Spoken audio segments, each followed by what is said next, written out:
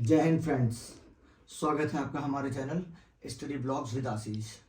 तो हम सब तैयारी के दौरान में इस मंजर पे आकर फंस गए हैं सभी के सभी कि हम लोग को सोचने पर मजबूर हो गए हैं कि क्या करें क्या ना करें। और वो सवाल यह है कि कट ऑफ आज के टाइम का सबसे बड़ा सवाल हो गया है हमारे स्टूडेंट्स के लिए, केवीएस वालों के लिए, कि कट ऑफ क्या जाएगी। हमारे चैनल पर लगातार मैसेज पे मैसेज आ रहे हैं, कमेंट्स पे कमेंट आ रहे हैं।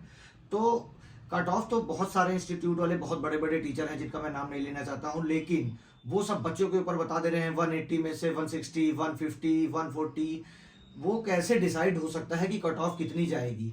आइए मैं आज आपके सामने कुछ रिसर्च करके अपनी कट ऑफ कैसे डिसाइड होती है, क्या होता है क्या नहीं होता है, और पिछली कट ऑफ कितनी है, इन सब को बताऊंगा आपको इसी वीडियो के अंदर। तो सबसे पहले मैं आपको बताना चाहूंगा 2018 की वैकेंसी के बारे में। तो मैंने सबसे पहला पॉइंट यहां निकाला है, पिछली वैकेंसी कितनी थी।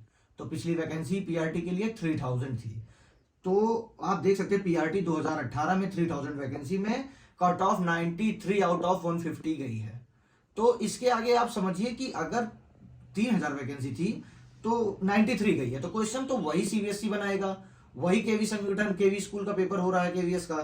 तो इसके बाद पेपर कब हो रहा है, आप देखिए पेपर उसके बाद 4 साल का, सबका कहना है कि 4 साल बाद पेपर हो रहा है, तो कट ऑफ बहुत ज्यादा जाएगी। अरे भैया 180 में से 180 नहीं जा सकती कट ऑफ, क्योंकि वो पेपर है, मजाक नहीं चल रहा है वहां पे।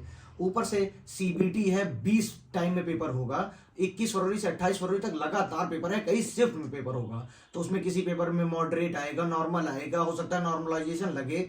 तो इनको सबको लेके आपको ये देखना है कि कट ऑफ में कैसे क्या करना है। उसके बाद देखिए 4 साल बाद वैकेंसी आई है, नंबर ऑफ स्टूडेंट्स बढ़ गए हैं।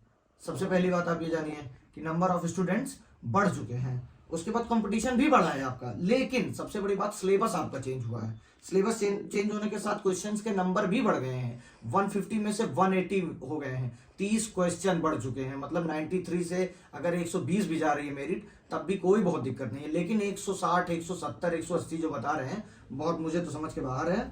ऊपर से देखिए मैं आपको सीधा सीधा अपनी बात रखना चाहूंगा कि टोटल नंबर ऑफ वैकेंसीज 6000 है इस बार की। अपीयरिंग ऑफ द स्टूडेंट जो हमारे अपीयर करेंगे इस बार, उसमें से कितने बच्चे एनवीएस के साथ क्लैश कर जाएंगे, किसी अदर एग्जाम के साथ जाना चाहेंगे। अगर जो बहुत सारे बच्चे जिनकी तैयारी बहुत अच्छी चल रही है, मान लीजिए कि 6000 में से 2000 बच्चे जो पिछले 4 साल से लगातार केवीएस के लिए तैयारी कर रहे हैं, तो वो एनवीएस में हो सकता है सिलेक्ट हो गए हो सकता है उनको ये लग रहा हो कि एनवीएस ज्यादा अच्छा है उनके लिए, तो यहाँ पे ये क्लैश आ गया एक, तो वो छोड़ के चले जाएंगे उसमें। और दूसरी बात मैंने यहाँ पर निकाला है इसमें कि level of exam, level of exam की बात आप समझ ही रहे हैं कि एग्जाम में 3 चीज स्थिति हो सकती है, मॉडरेट, मीडियम, इजी। अगर मॉडरेट पेपर आता है तो हमारे आपके सब के लिए मॉडरेट पेपर आएगा। अगर हार्ड पेपर इजी पेपर आता है तो सब के लिए सरल पेपर आएगा। तो उससे मेरिट अगर ज्यादा जानी होगी तो ज्यादा जाएगी, कम जानी होगी तो कम जानी जाएगी। और परफॉर्मेंस ऑफ स्टूडेंट्स, मतलब जितने बच्चे भरे हुए हैं एग्जाम, जैसे 6 लाख बच्चे अगर भरे हैं फॉर्म, तो 6 लाख में से कितने बच्चे की परफॉर्मेंस 100 के ऊपर जाती है। हो सकता है इतना कम समय है, इतना डिप्रेशन मिल गया है बच्चों को, मतलब इतनी एंजाइटी की स्थिति उत्पन्न हो गई है बच्चों के अंदर कि वो समझ ही नहीं पा रहे क्या करें। जिनको 120 लाना होगा 90 नंबर पे ही अटक जाएंगे। तो सबसे पहली बात तो आप उनका सबका किसी का भी देखिए मत, जिनके में कि आपको 180 में 160, 170 मिल रहा है। ऊपर से आप 3-4 चीजों को ध्यान में रखते हुए रखे रहिए हमेशा। आप भी स्टूडेंट हैं, आपकी भी जिम्मेदारी है। मैं सोचा कि चलो मैं भी बता देता हूँ टाइम निकाल के, तो मुझे इसमें 15-20 मिनट लगे रिसर्च करने में, उसके बाद मैं आपको बता रहा हूँ। देखिए परफॉर्मेंस ऑफ हो गया, टाइम ऑफ प्रिपरेशन, कितना समय मिला है हमारे आपके लिए एग्जाम के लिए। आप देख सकते हैं एग्जाम के लिए 6 महीने होता है। जितने कोचिंग संस्थान है, जितने हम सब स्वयं इतने सिलेबस को इतने कम समय में नहीं कवर कर सकते, क्योंकि कुछ चीजें हम लोग सीटेट में भी नहीं पढ़े हैं, डीएलएड में भी नहीं पढ़े हैं, वहां से आ रही हैं।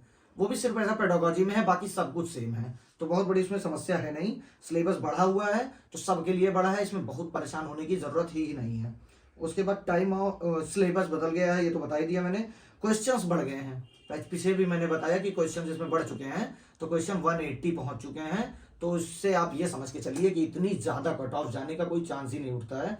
होकर हो गया तो उसमें आप भी शामिल रहेंगे। मेरे पास मेरे दोस्त लोग मैसेज करते हैं यूट्यूब पे कि 139 आ रहा है उनका, तब भी वो टेंशन में है, परेशान है। बताइए यहाँ पे 110 जिसका आ रहा है, 100 आ रहा है, उसको भी मैं कह रहा हूँ एकदम आप सेफ है अभी, सेफ मान के चलिए पेपर, क्योंकि अगर सबके लिए हार्ड आएगा तो सबके लिए आएगा, इजी आएगा तो सबके लिए इजी आएगा। और मैथ रीजनिंग के प्रश्न ज्यादा और कठिन हुए, तो अगर इनको देखिए जैसे मैथ्स के क्वेश्चन हुए अगर वो टफ आ गए तो बच्चे कम अटेम्प्ट करेंगे। अच्छा निगेटिव मार्किंग है, अटेम्प्ट कर सकते हैं, तो हो सकता है सबका सही हो या ना हो, उसके ऊपर डिपेंडेंसी है इसकी।